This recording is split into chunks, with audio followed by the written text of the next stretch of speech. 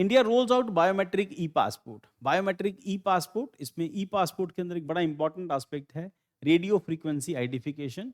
और ये इस बेस के ऊपर होगा, इसमें जो चिप होगी या फिर फिंगरप्रिंट होगा या इसके अंदर जो चिप लगी होगी उसके थ्रू ये पासपोर्ट इशू होगा। और आने वाले टाइम के अंदर बहुत सारी कंट्रीज हैं जो इसको फॉलो करेंगी।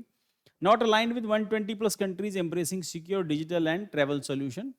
And what is e passport? Next generation passport है, gift with embedded RFID chip. RFID chip मतलब radio frequency identification that securely contains personal information, name, data, name, date of birth, passport number सब उसमें mention होएगा। Biometric data होगा, facial recognition होंगी, fingerprints होंगी, digital signature for the secure identity verification. Advance security features क्या होंगे? RFID chip लगी होगी, जैसे अपनी आरसी में चिप लगी होती है, जैसे लाइसेंस में चिप लगी होती है, कार्ड के अंदर चिप लगी होगी, जैसे एटीएम कार्ड में चिप होती है। And basic access control BAC, restrict access to the authorized systems only. Passive authentication detects and tampering of data manipulation. And extended access control adds extra protection for the sensitive biometric data. Key public infrastructures ensure authenticity through the digital certification. Key advantages क्या हैं? Stronger scrutiny, shields against forgery and identity theft. Faster immigration enables quicker processing via automatic e-gates. Global compatibility, adhere to ICAO standards for the seamless international travel. Better privacy, residential address is no longer printed, accessibility only to the authorized person.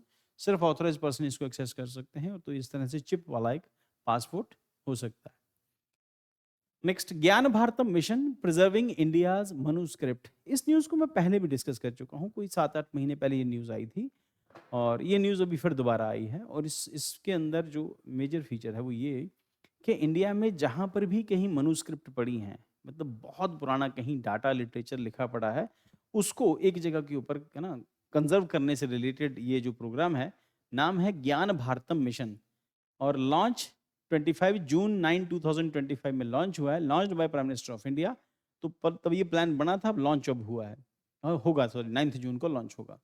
Gyan Bharatam Mission, transformative initiative under the Ministry of Culture, Government of India, aimed at systematic surveying, documenting, conserving, and digitizing India's rich manuscript heritage. This mission revitalized the earlier National Mission for Manuscript (NMM) established in 2003 under the Indira Gandhi National Center for Arts (IGNCA).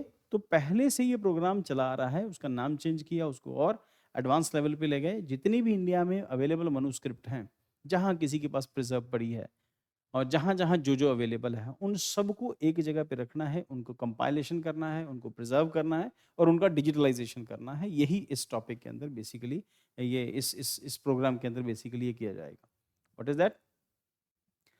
तो documenting the mission revitalizing earlier national mission for manuscript established in 2003 under the Indira Gandhi National Center for Arts.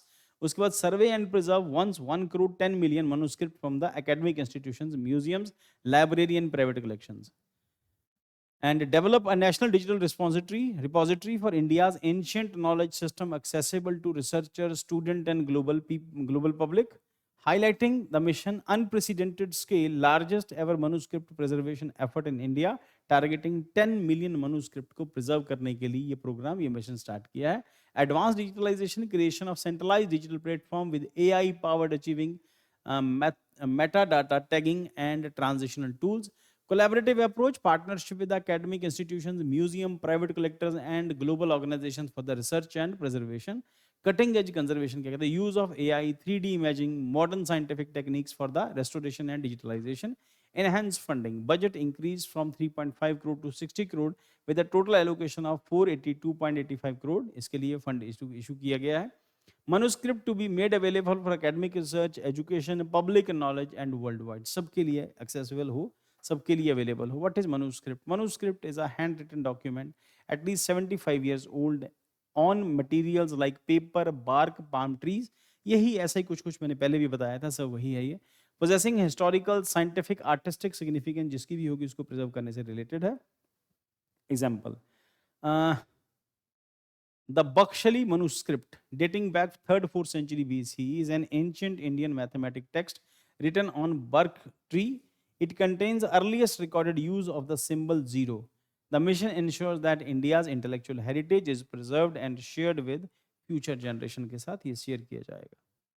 ये तो धीरे-धीरे उनका DK हो जाएगा, वो खत्म हो जाएँगी, आने वाली जनरेशंस को वो मिलेंगी नहीं।